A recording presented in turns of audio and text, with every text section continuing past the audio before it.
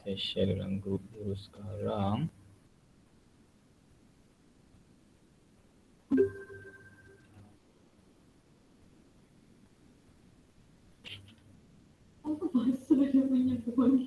Okay, InsyaAllah kita akan tengok soalan nombor 6. Awak boleh tengok dulu dalam skrin untuk soalan ni. Nanti saya akan share semua bahan dekat dalam grup.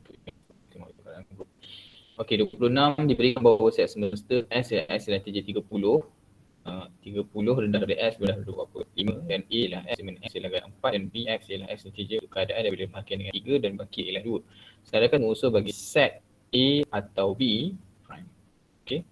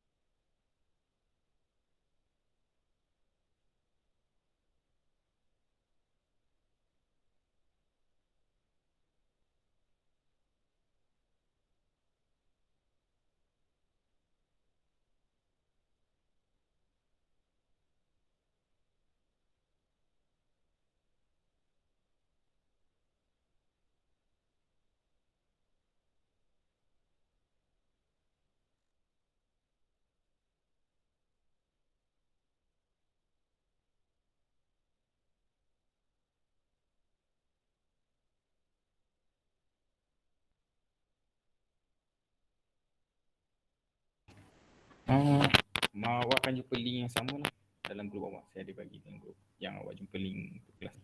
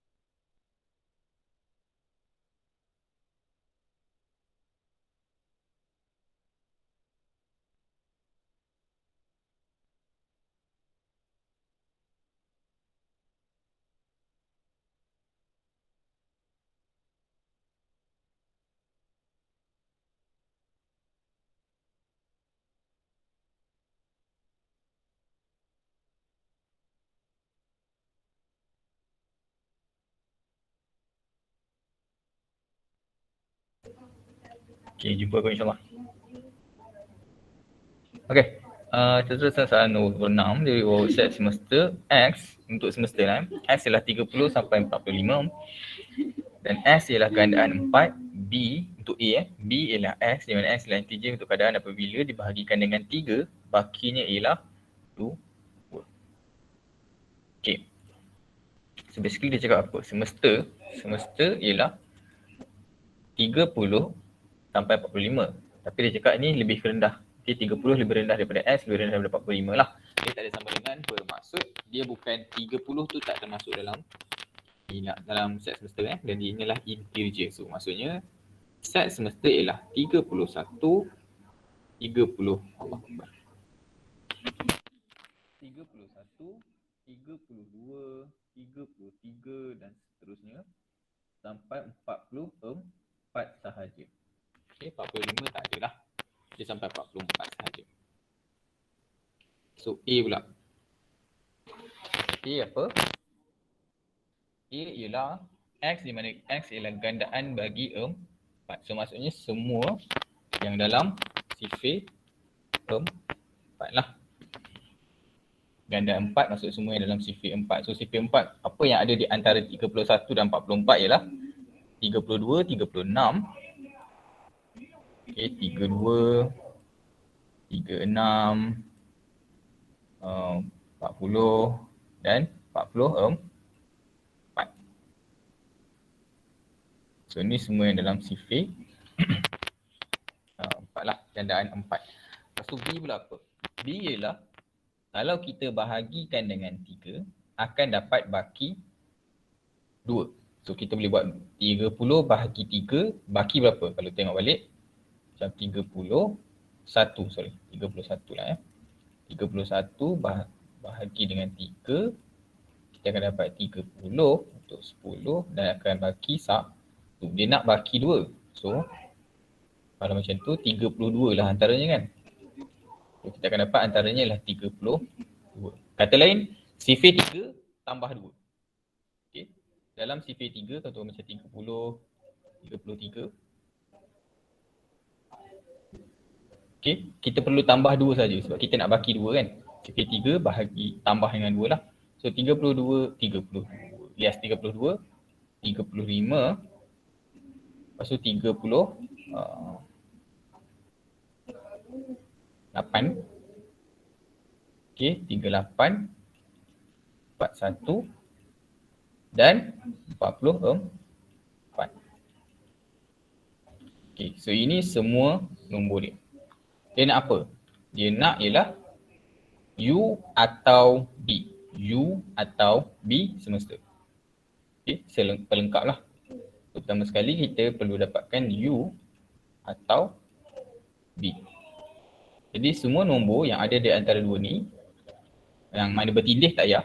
Okay, semua nombor yang ada untuk dalam dua-dua ni lah. So 32, dia tak semestinya bertindih dia semua. So 32, 35, 36, 38, 40, 41 dan 44.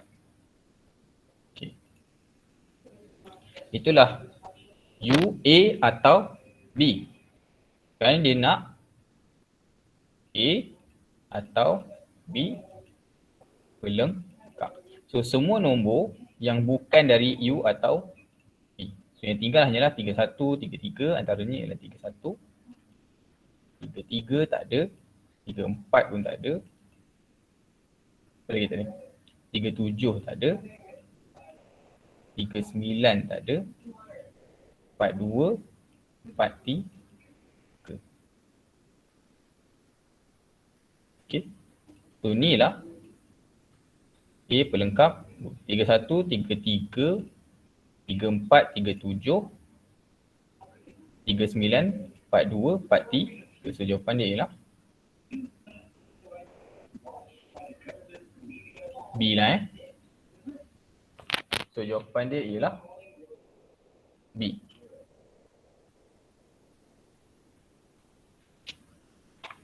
Okay. So tu macam jawab soalan nombor 36 lah. Panjang sikit. Sebab kita nak kena cari dulu semua je. Senang je sebab kita just ni. Dia just lama sikit tapi senang. Okay, so tu 326. Nombor 7 ni dia banyak sikit soalan dia. So saya tunjuk dulu first part, awak baca. Kita baca dulu sama-sama. Lepas tu saya tunjuk diagram sekejap dan kita akan tengok soalan selepas diagram insyaAllah. So rajah 9 ialah satu gambar rajah Wien yang tidak lengkap yang menunjukkan bilangan murid mengikut sukan kegemaran mereka. Okey, tak apalah tu, okay, just kataan ni sahaja. Okay, jawapan dia A 4, 5, 6, 7. Saya tulis kat tepi ya. So ini adalah set dia, ini rajah dia. Kita ada P, kita ada set P, kita ada set Q, kita ada set semesta. Kita ada set R satu lagi, ada 3 lah. So kita ada 10, 8, 1 dan 2. Dia beri bahawa P ialah murid yang suka badminton, keseluruhan murid yang suka badminton. Q ialah murid yang suka bola sepak. R ialah murid suka berenang. Berikan N, Q dan R pelengkap ialah 41 dan bilangan murid yang suka main badminton adalah 2 kali ganda murid yang suka main bola sepak. Tentukan bilangan murid yang suka berenang. So, jawapan tadi A. A, B, C, D. Jawapan adalah 4, 5 dan 7 ya. Kita ada 4, 5, 6 dan 7.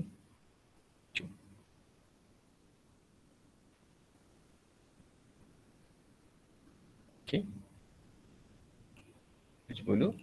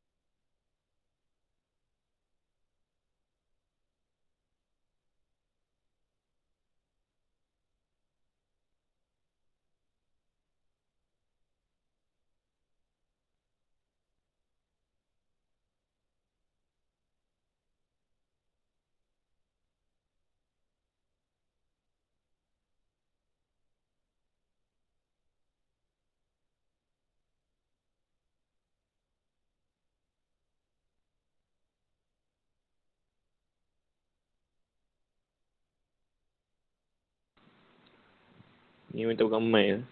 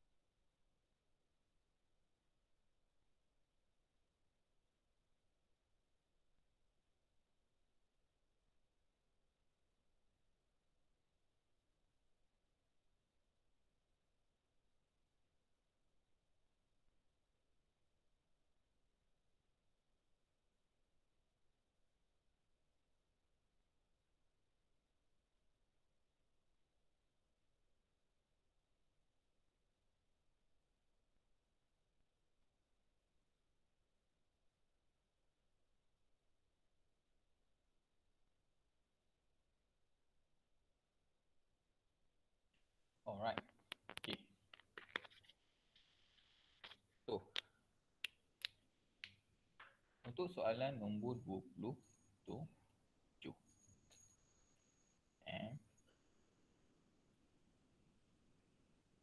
Sekarang ni kita ada semester di mana P, Q dan R lah.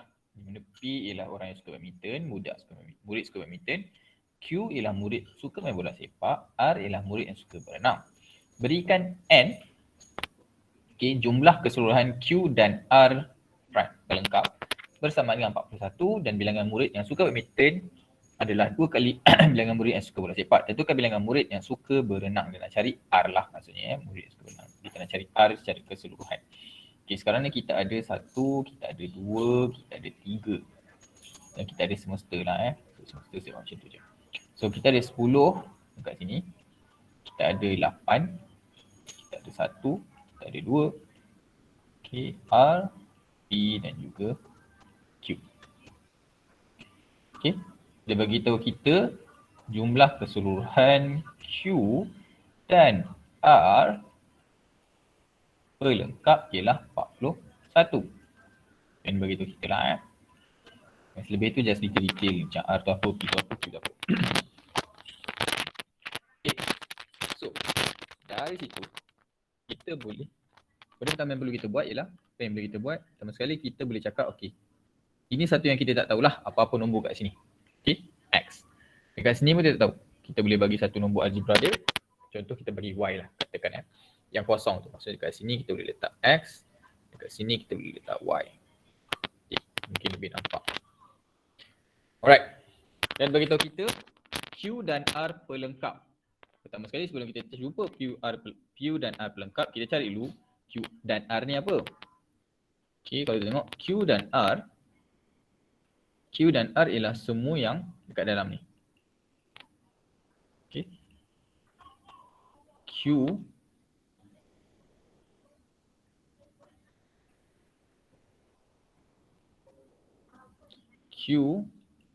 dan R bersamaan dengan semua yang Q dan R yang bertindih sahajalah. Okay, yang bertindih di antara Q dan R dan ini sahaja. Okay, so 1 plus Y. Okay, itu Q dan R. Ataupun R sahajalah. Semua yang dalam R tu itulah Q dan R.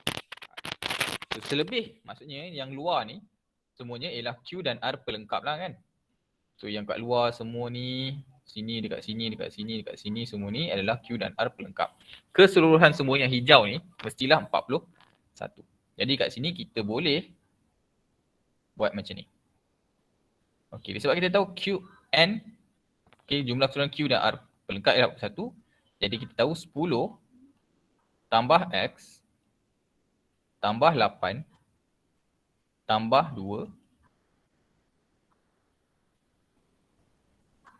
Okey. Mestilah 41. Okey. Dengan tu kita boleh cari X.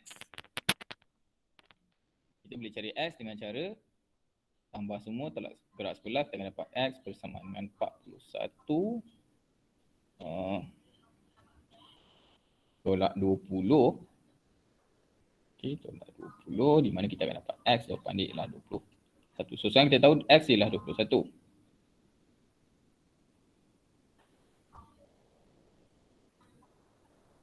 Right. Pasal bagi tahu kita pula bilangan murid yang suka badminton adalah 2 kali ganda bilangan murid yang suka bola sepak. So kita tahu NP ni mesti 2 kali ganda daripada yang ni mesti 2 kali ganda daripada Q. Daripada Q So kat sini kita tahu N untuk P mestilah 2 kali ganda untuk N Q. Okay. NP mesti 2 kali ganda daripada N Q. Kita tahu sekarang NP P keseluruhan ialah 21 campur 8 campur 1. Sebab semua ni P kan. Kita tahu sini sekarang 21. So kita boleh cari semua dalam P iaitu 21, 8 dan 1. Itu semua dalam P.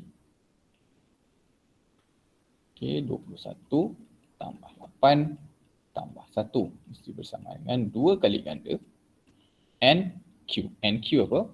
NQ keseluruhannya 8, 1, Y dan 2. So 8 tambah 1 tambah Y dan tambah.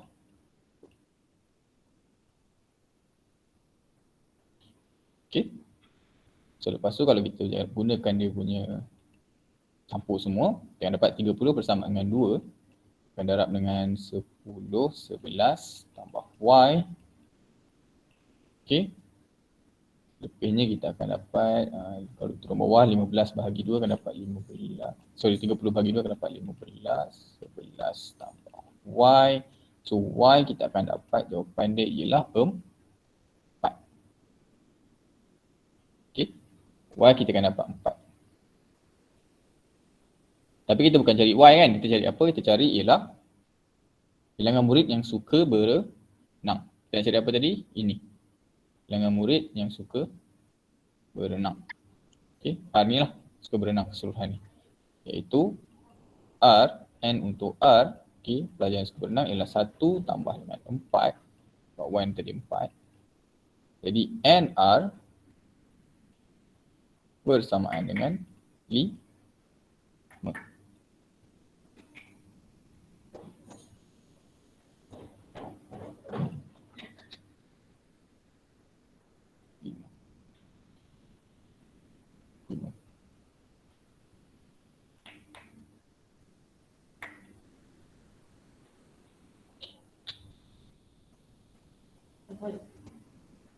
Okey.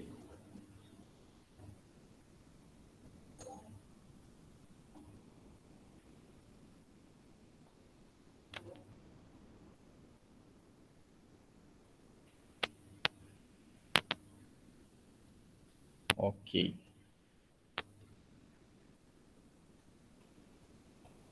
Kita buat satu lagi.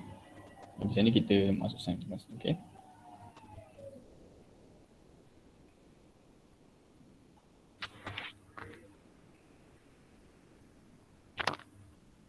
Dalam soalan nombor 28, darjah 10 menunjukkan graf laju masa bagi gerakan Mary. Bagaimanakah bagi graf itu menunjukkan bahawa Mary bergerak dengan percutan C bar? Okay. Manakah yang bergerak dalam percutan C bar?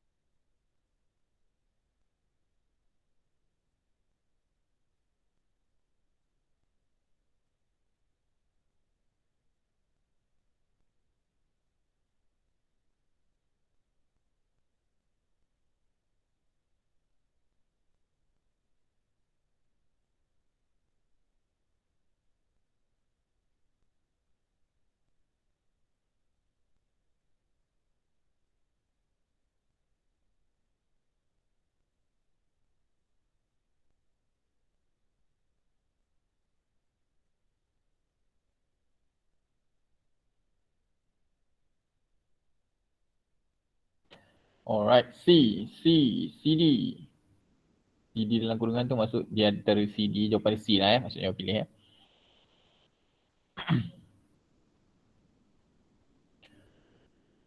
So, nombor 8. Darjah 10 menunjukkan satu graf laju masa. So, laju maksud pergerakan dia, kelajuan dia. Dan juga masa lah, berapa lama dia bergerak. Bagi gerakan Mary, so dia bergerak daripada kosong, dia bergerak makin laju.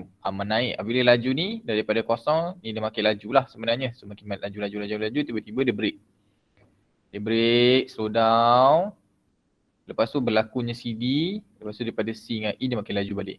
So, bila cakap apa kat sini? Dia minta untuk pecutan sifar. Pecutan ni bermaksud kelajuan mesti meningkat. Jadi betul lah bila sifar ni maksud dia kelajuan dia akan kekal sama sahaja. Jadi jawapan dia ialah C dan D ataupun C lah C ke D, bukan C dan D, maaf. C ke D, so jawapan dia ialah C. Kat sinilah di mana berlakunya pecutan sifar. Okay. Alright. So sebabkan minggu lepas kita just buat math sahaja. Sebab kita ada 1 jam masa. So hari ni kita akan buat untuk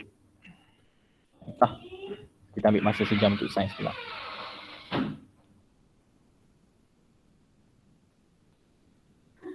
So bahan saya dah share dalam group. Right. Ini bahan yang sama minggu lepas, kita sambung. Seingat saya semalam minggu lepas kita habis di nombor 2. InsyaAllah ni kita akan terus masuk ke nombor 3.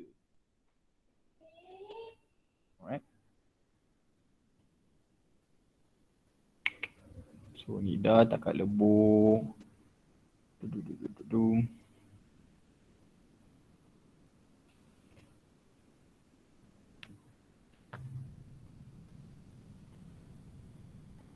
Sekejap.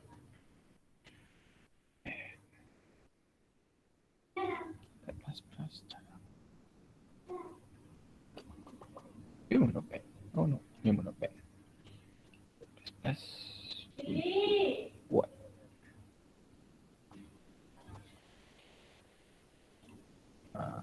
Yes. Dia save lagi yang lepas ni. Dia tahan. Okay. So insyaAllah hari ni kita terus sambung untuk soalan yang ketiga. Okay, nombor 3. Darjah 3.1 dan darjah 3.2 menunjukkan susunan radas bagi satu eksperimen untuk mengkaji kesan cuka dan larutan amonia ke atas latex. Okay, cuka 10 kubik latex. Selepas 30 minit akan berlakunya gumpalan latex. Okay, amonia, kalau kita masukkan amonia selepas 30 minit, dia masih lagi kekal sebagai B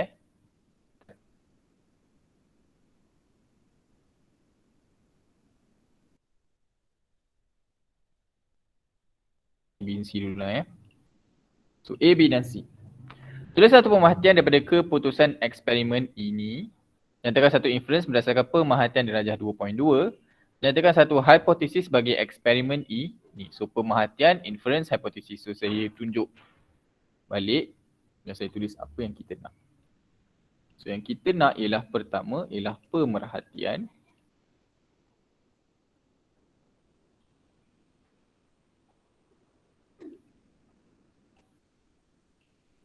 Pemerhatian. Nombor 2 dia nak inference.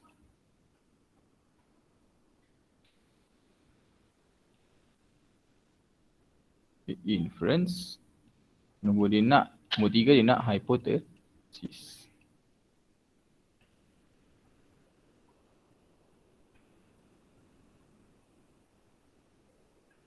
Okay.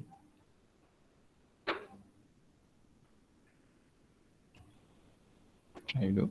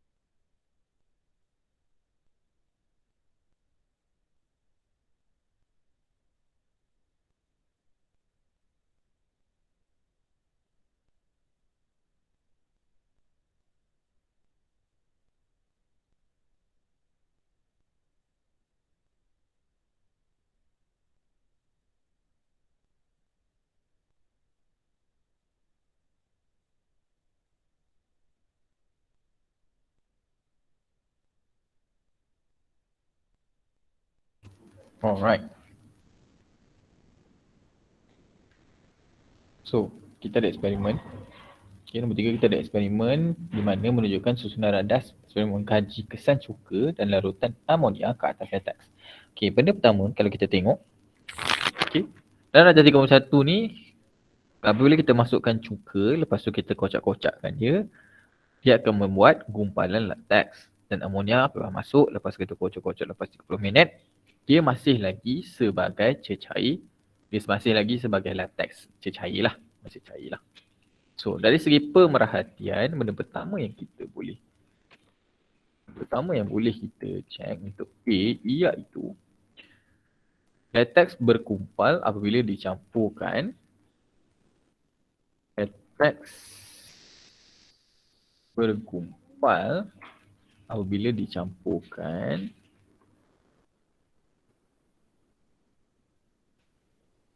okay, dengan cuka tetapi lateks tidak berkumpal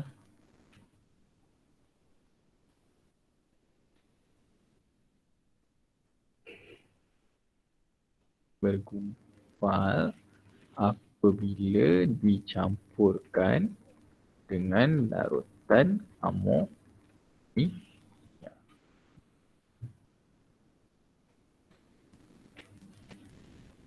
Amonia, double M.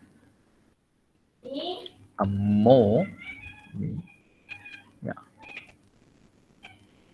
Okay. Itu pemerhatian apa yang boleh kita tengok lah. Seterusnya apa dia minta? Dia minta ialah inference. Pertama dia minta pemerhatian, kedua ialah inference. Alright. Apa inference yang boleh kita letak? Antaranya ialah cuka ataupun asid, alright, akan menyebabkan pengumpulan lateks. Okay.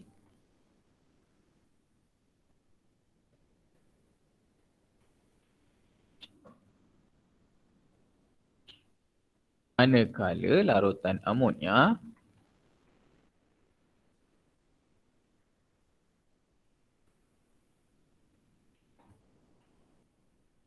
ataupun alkali mencegah pengumpulan lateks.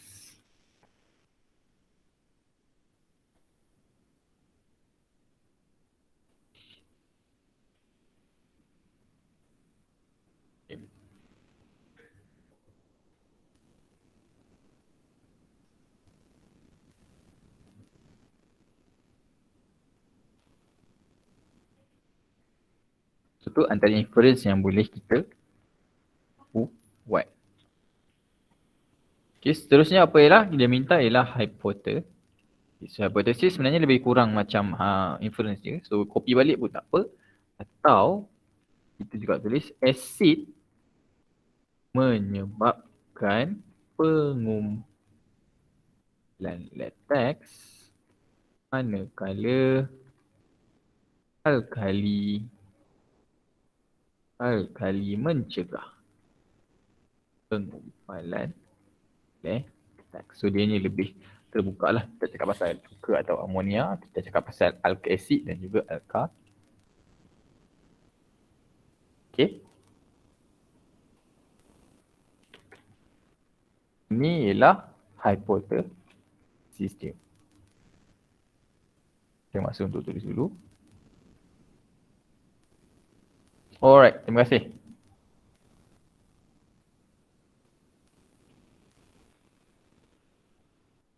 Yeah, thank you.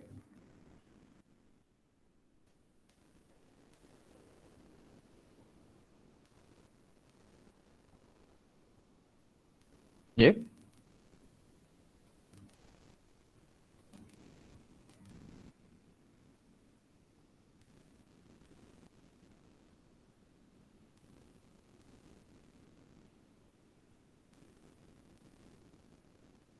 Perbezaan getah asli dan getah sintetik.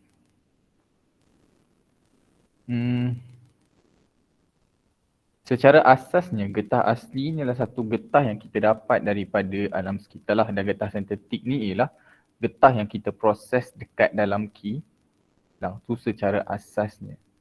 Okay. So untuk detail dia InsyaAllah nanti minggu depan saya try to inform balik macam mana saya boleh detailkan untuk kertas estetik. Okay.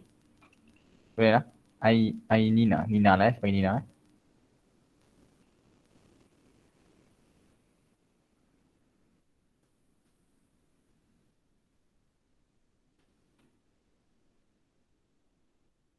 Okay.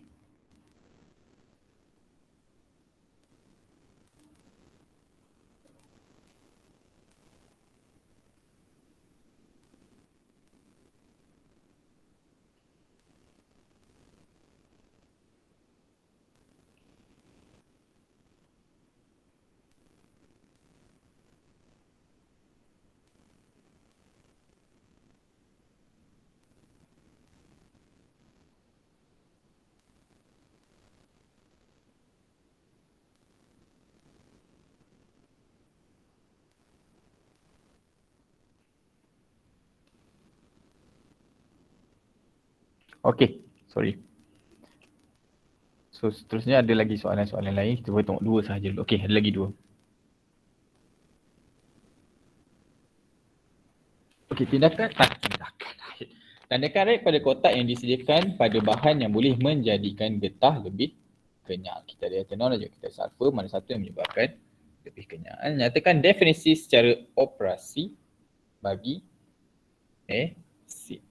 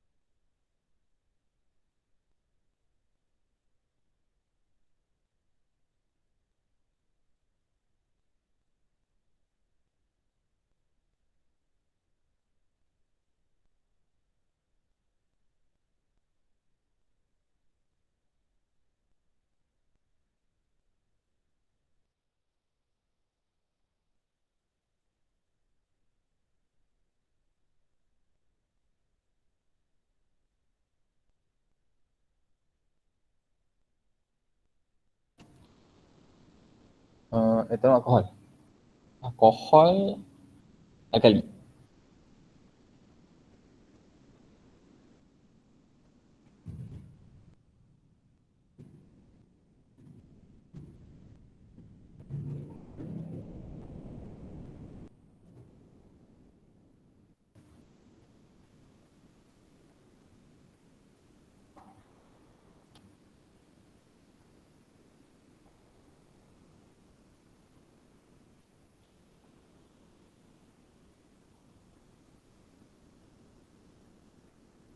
Yes, bahan yang menyebabkan latex mengumpul. Betul.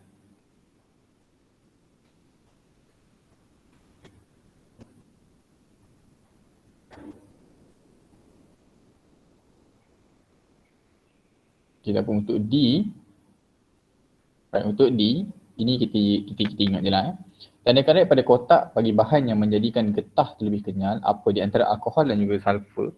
Mana satu yang menyebabkan ianya lebih kenyal, kita akan campurkan dia dengan sulfur. Sulfur ni ialah satu benda compound je lah. Dia satu elemen. Di mana apabila kita bergabungkan dia dengan getah, dia akan menjadi macam satu chain tau. Kira polimer ni satu chain, dia akan satu benda yang dia pegang di antara chain tu. Okay. Apabila benda tu berlaku, dia menyebabkan getah tu lebih kenyal lah. So sulfur, dia ada sulfur bridge kat tengah, jambatan sulfur yang menyebabkan dia lebih kenyal. Okay, so dia memang proses kita campur dengan sulfur. Okay. Yes. Dia bukan asid pun kan, sulfur dia lebih kepada natural. Cuma dia bukan fokus kepada adakah benda tu akan lebih berkumpul ataupun tidak. Lebih kenyal ni maksud adakah ianya lebih elastik ataupun tidak. Lebih senang kita nak tarik. Dia lebih kuat. Kalau kita tarik tu, biasanya getah ni kalau kita tarik panjang sangat, dia akan terputus. Tapi ada benda yang boleh kita buat supaya kita boleh lebih kuat untuk tarik dia. Antara benda yang kita campurkan tu ialah sulfur. Di mana sulfur tu dia akan pegang lagi atom-atom daripada getah ni, polimer-polimer getah ni, supaya ianya lebih kuat apabila kita tarik. Ianya lebih kenyal lagi. Okay.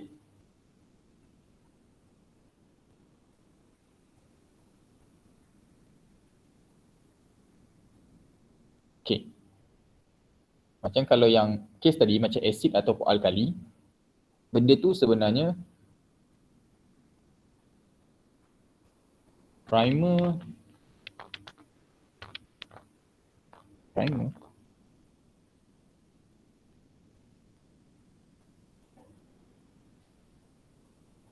saya tak pasti bab perkataan primer tu.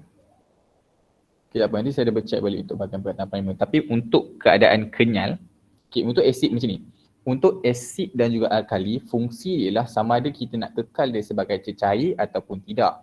Kenapa? Sebab sebenarnya dalam latex, proses dalam satu jenis latex, latex ni sebenarnya salah satu ni tau. Dia asalnya ialah satu string yang ditutup oleh satu benda macam ada dia punya ni lah, ada kepompong dia yang menyebabkan ianya tak kenyal, dia akan jadi cecair. Okay, so ini ialah alkali, sifat dia alkali, dia punya kepompong dia ni. Jadi apabila kita masukkan lebih banyak alkali, menyebabkan diorang ni akan kekal. Okay, dia akan kekal terkumpul-kumpul macam ni, menyebabkan dia masih lagi cecair. Kalau kita masukkan asid, dia punya kepompong ni akan terurai. Jadi dia punya getah latex ni, polimer ni akan start berkumpul sesama diorang, menyebabkan diorang jadi solid. Dia akan jadi gumpalan lah. Itu sebab kalau kita masuk asid, dia akan jadi gumpalan. Kalau kita masukkan alkali, dia akan menjadi cecair. Tapi dalam keadaan ni, kita bukan nak jadikan dia cecair ataupun jadi dia gumpalan. Dalam keadaan ni, kita nak jadikan dia elastik ataupun kenyal.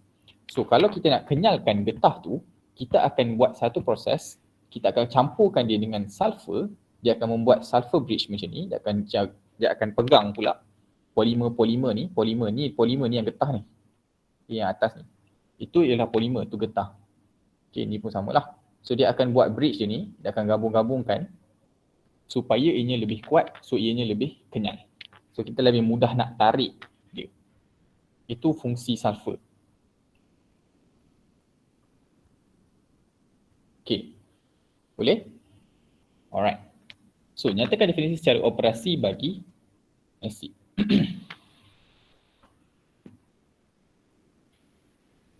Okay. So definisi secara operasi bagi asid ialah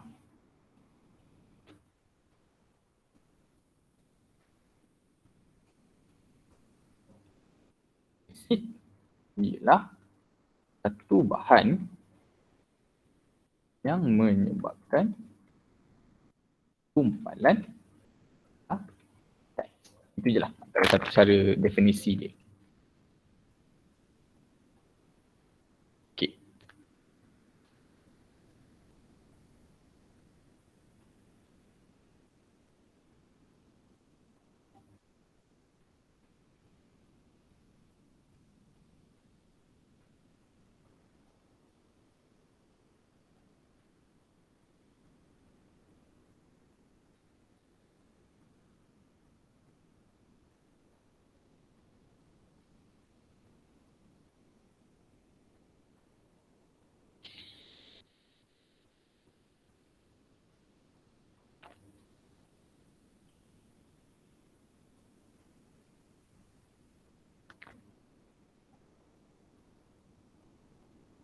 Asid bahan yang boleh mengumpulkan teks. Okey, boleh, tak ada masalah.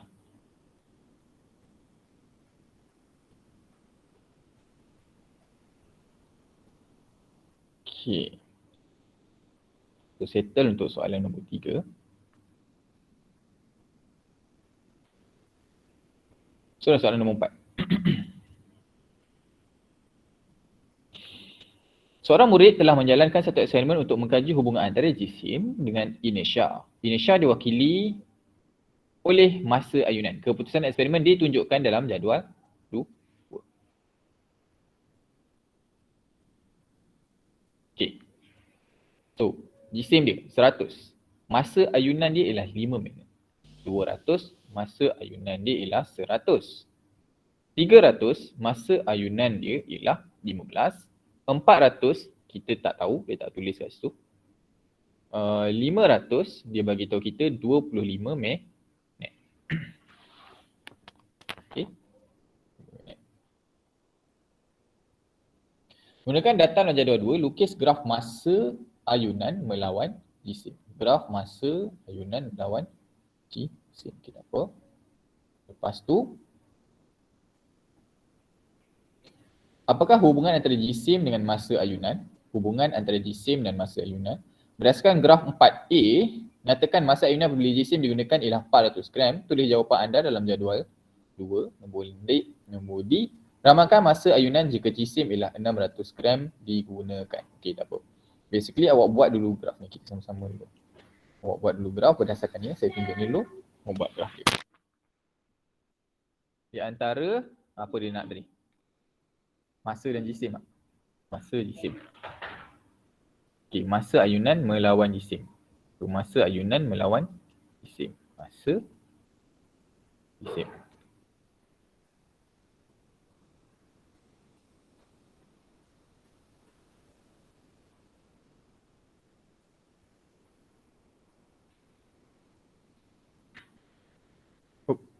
Oh, sorry. Masa jisim. Kita balik.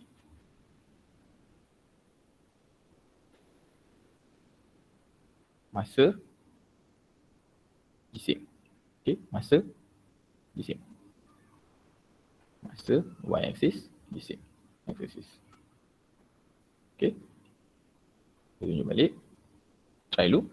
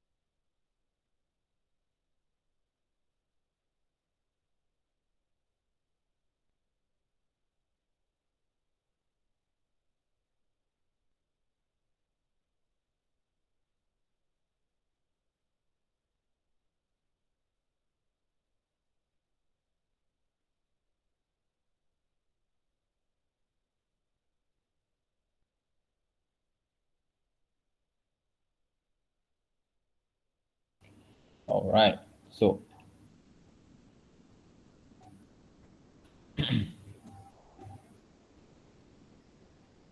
sekarang ni kita try sama-sama.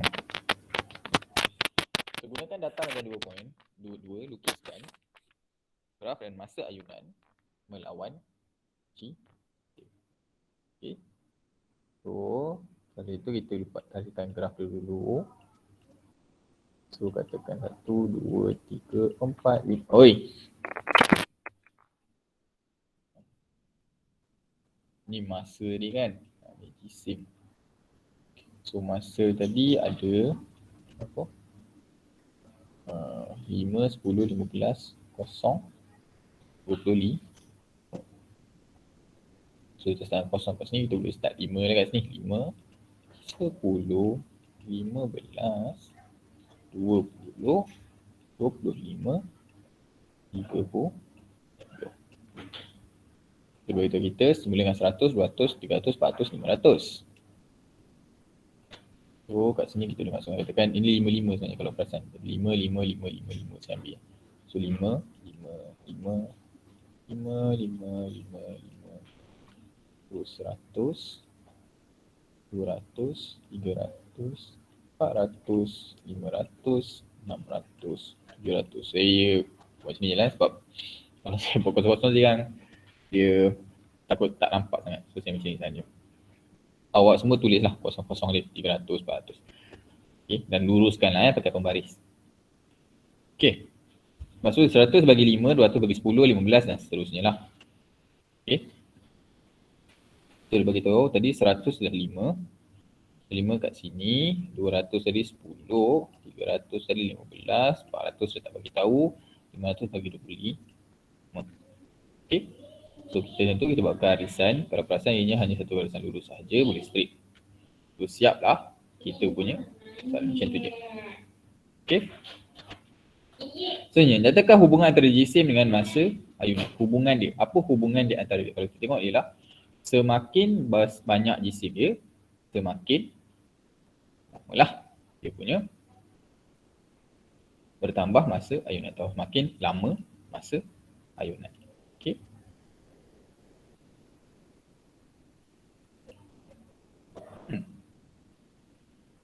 Alright. Semakin berat jisim, semakin bertambah masa ayunan. Ini kita boleh tengoklah dalam graf.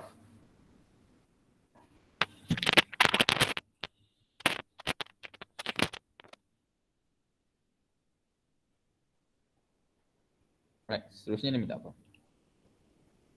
Minta berdasarkan graf 4.a, nyatakan ayunan apabila masa jisim digunakan ialah parallelogram. Tuliskan jawapan anda dalam jadual 2. Tuliskan jawapan anda dalam jadual 2. So daripada jadual ni, kita ambil lah daripada 400, so kita buat macam ni. Garisan sampai kena kat garisan ni. Lepas tu buat tarik kiri. Dan kita akan perasan jawapan dia ialah 20. So macam tu je cara jawab dia. Pak. So betul kita boleh tambah kat sini lah 20. Okay. So ramalkan masa ayunan jika jisim 600 gram digunakan. 160 gram kita boleh buat macam ni. Kita boleh tarik, panjangkan sikit. Boleh tarik 600 gram, tarik, kena kat sini. Boleh turun gerak ke kiri. Kalau kita perasan 600 gram adalah 30 minit. So boleh je tulis kat sini 30. So tak ada masalah.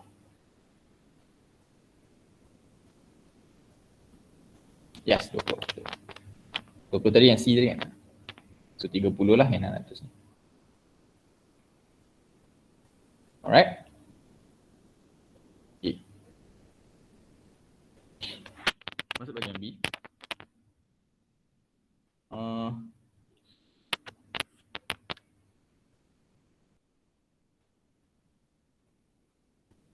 Saya tunjuk sekejap. Maaf. Saya okay, Rajah Buat itu menunjukkan struktur atom SY zarah atom, namakan X dengan Y. Okay, apakah X, apakah Y? Saya tunjuk itu. So B, apakah cas bagi X? C, berapa nombor nukleon? Dia minta nukleon. Ketiga, ni dululah ABC lah. Cas X, nombor nukleon, apa X, apa Y. Cas untuk X, nukleon X dan Y. Apa X, apa Y. Okay.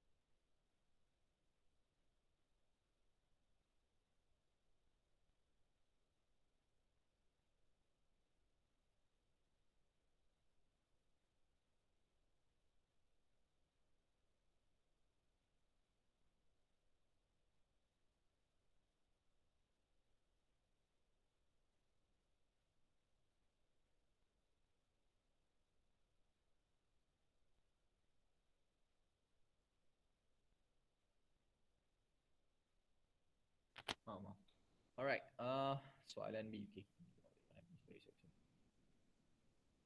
Okay. Soalan B tadi, apakah cas bagi X? Dan soalan C tadi, apakah nombor untuk nukleon? Okay.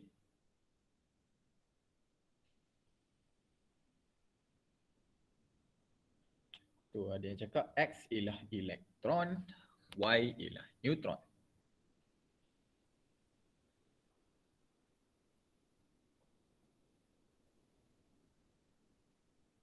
Dia nak cas X lah.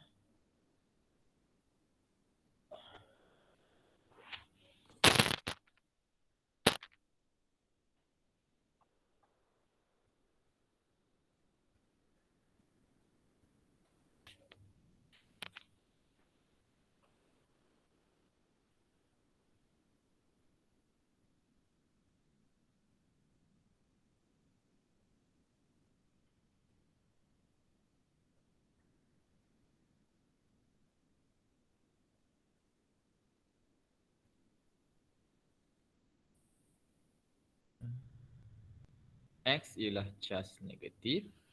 Okay.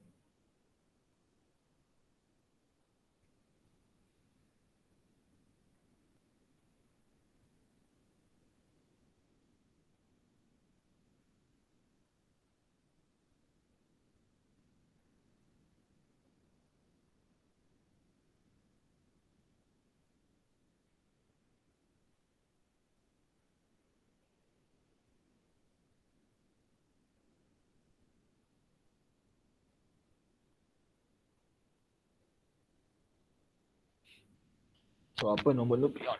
Okay, saya naik balik sebab ada yang nak tengok saja. So nukleon.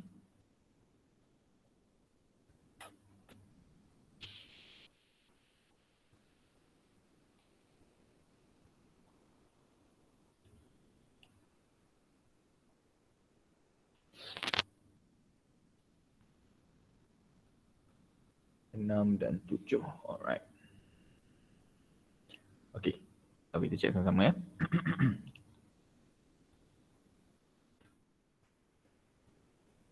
A, X, Y. X ialah apa yang berada di luar ni. Okay, yang luar tu nama dia E ialah elektron. Right? Kat luar tu nama dia ialah elektron. Satu lagi Y. Y yang ada kat dalam ialah neutron. Right? So kita ada elektron, kita ada proton, kita ada neutron. Right? Neutron.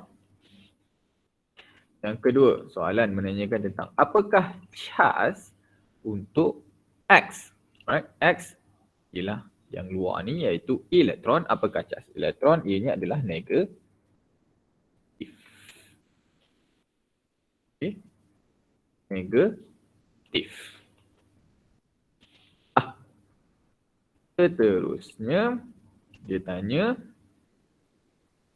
apakah nukleon? Berapakah nombor nukleon bagi atom ni? Nukleon. Nukleon ialah proton bercampur dengan neutron. Okay. Nukleon ialah proton campur neutron iaitu 6 campur dengan berapa dia? 7. 7. So jawapan dia ialah 13. Okay. Nombor untuk neutron, nukleon bersamaan dengan 13.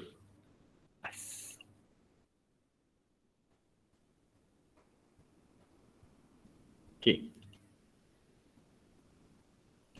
Kita dah sebut macam tadi kalau kita dah dapat 6 dengan 7. Dia, ya betul. Cuma yang tepatnya ialah 13 lah. Dia 6 campur 7. Keseluruhan campuran tu, nukleon tu ialah 13. Atau dia punya berat lah mass dia. Right, seterusnya. D. Rajah 4.2 menunjukkan menunjukkan struktur bagi 3 atom. Okay, kita ada 6, 7, 6, 8, 7, 7. Benda dia minta. Okay.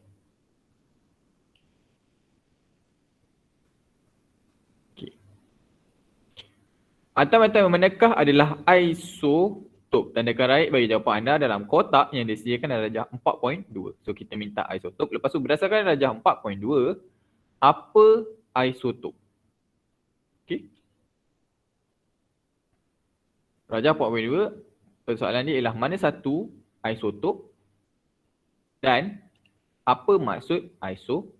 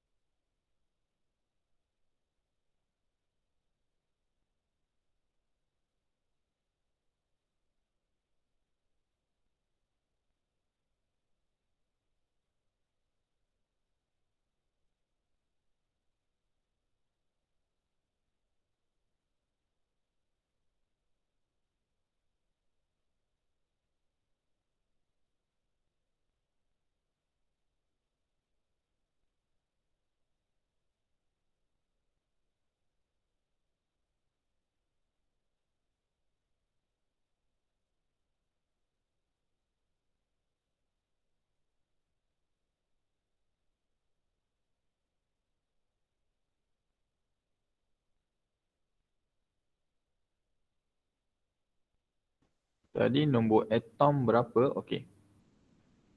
Tengok boleh soalan.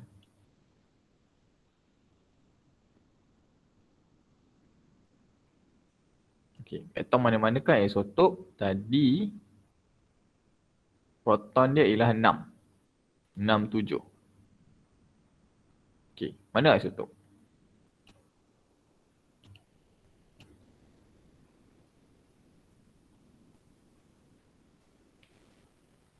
Kejap. Nombor bagi atom. Nombor bagi atom tu yang ni soalan C tadi awak tanya. Okey, soalan C jawapan dia 13. Okey, kita tunggu ini kejap. Nanti kan sebelum jawab saya ulang balik soalan nombor 13 sikit. Untuk kita review sikit.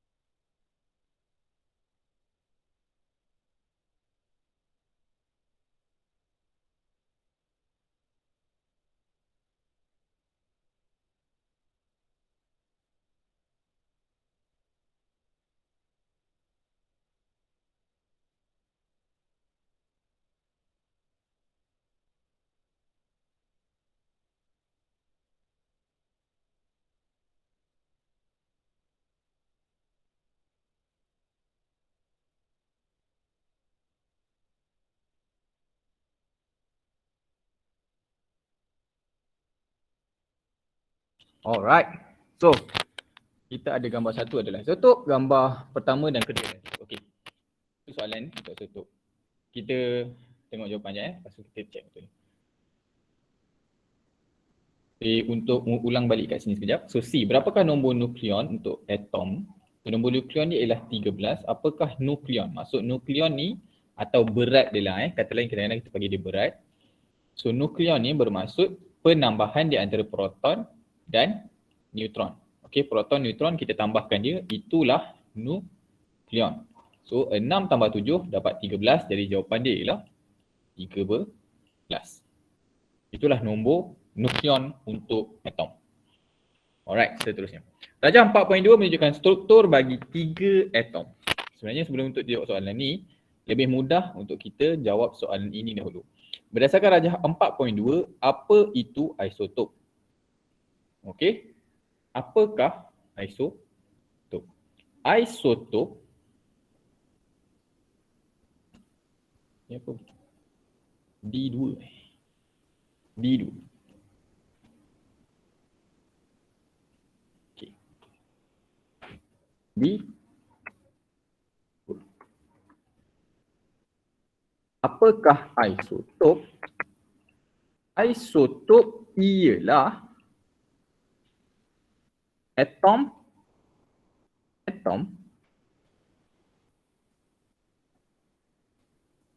bagi satu unsur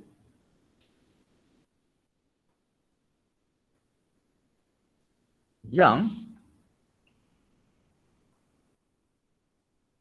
mempunyai bilangan proton yang sama tetapi mempunyai bilangan neutron yang berbeza. Okay. Itu ialah maksud untuk isotop. Isotop ialah apa-apa jenis atom jenis atom atau unsur lah, satu unsur yang proton dia sama tapi neutron dia berbeza. So saya nampak tadi ada yang cakap gambar 1, ada yang cakap gambar 1, gambar 2, ada yang cakap gambar 3. Okay. Okay. So kalau kita kembali balik kepada soalan tu untuk isotop lah. Balik pada persoalan, definisi isotop ialah yang mempunyai proton yang sama dan neutron yang berbeza. Dia beritahu kita yang 667 ni ialah proton dan bawah ni neutron lah. Okay, yang luar ni mesti elektron, confirm. So, apa yang sama proton tapi lain neutron hanyalah 1 dan 2 sahaja. 3 ni tak ada kena-mengena dengan isotop untuk atom 1 dan atom 2. Okay, biasanya memang kita. Neutron tu apa? Neutron tu ialah satu jenis satu bahagian boleh. Dia satu bahagian yang ada dalam kita punya atom punya nukleus yang menjadikan dia punya berat dia, yang akan tentukan berat dia. Itu neutron. Kebiasaannya, okey, dia macam ni. Kebiasaannya untuk soalan isotop, bila kita cakap pasal isotop, okey, bila kita cakap pasal isotop, satu benda yang nama ialah isotop, dia adalah satu comparison atau perbandingan, okey, perbandingan di antara dua jenis atom. Jadi untuk soalan ni kita kena bandingkan dengan dua jenis atom. Apa yang perlu kita bandingkan? Kita perlu bandingkan neutron dia dengan proton dia. Dia punya neutron dia dengan proton dia. Okey. Daripada situ kita tengok maksud dia pula. Maksud dia ialah apakah isotop? Isotop tadi ialah atom atau unsur yang proton dia sama tapi neutron dia berbeza. Jadi dengan ni kita boleh tengok. Okay, dia pun tak cakap kalau berdasarkan daripada darjah sekian-sekian kan, tak ada. Dia just tanya di antara atom-atom yang ada ni, okay, which atoms are isotop? Antara atom-atom yang manakah adalah isotop? So di antara tiga ni, mana yang isotop? So di antara tiga ni saja, kita tak perlu tengok pun yang atas ni sebenarnya tadi. Okay, di antara tiga ni mana yang isotop? So kita tak perlu tengok elektron sebab elektron tak ada function. Kita perlu tengok proton dia. Proton dia pertama mesti sama. Mana yang sama? Dua ni sama. Maksud isotop maksudnya ada neutron yang berbeza. So ni yang berbeza, settle. Itu sahaja.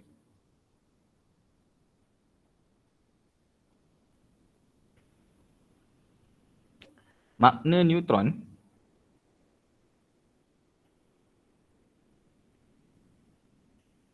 sekejap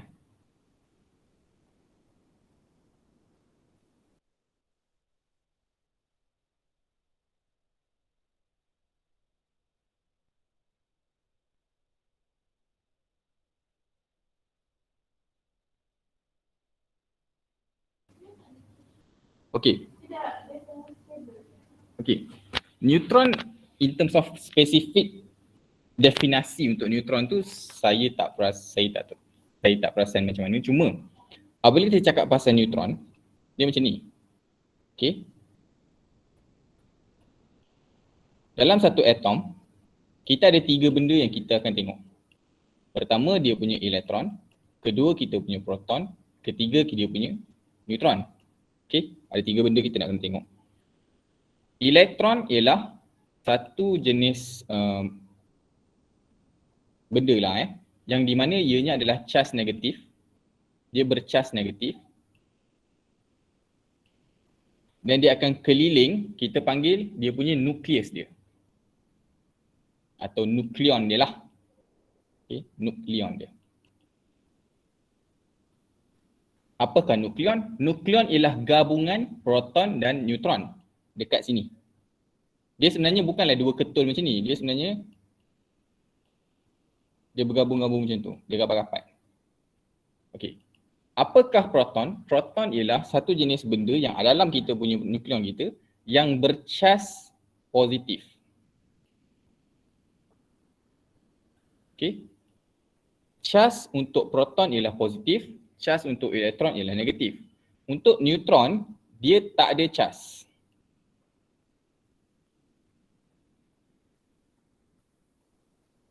Okey. Apa fungsi, kenapa neutron ni ada? Neutron ni ialah kita nak tengok dia punya berat dia.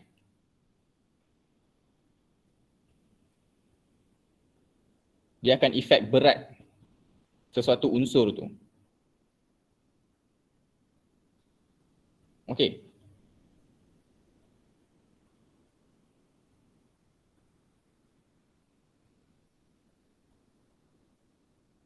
So untuk spesifik macam neutron adalah sekian-sekian. Definisi untuk neutron tak adalah. Biasanya kalau orang tanya apakah neutron, biasanya kita akan cakap tiada charge dan dia akan efek berat. Neutron ialah neutron tidak mempunyai charge. Kebiasaan kita akan just sebut macam tu sahaja.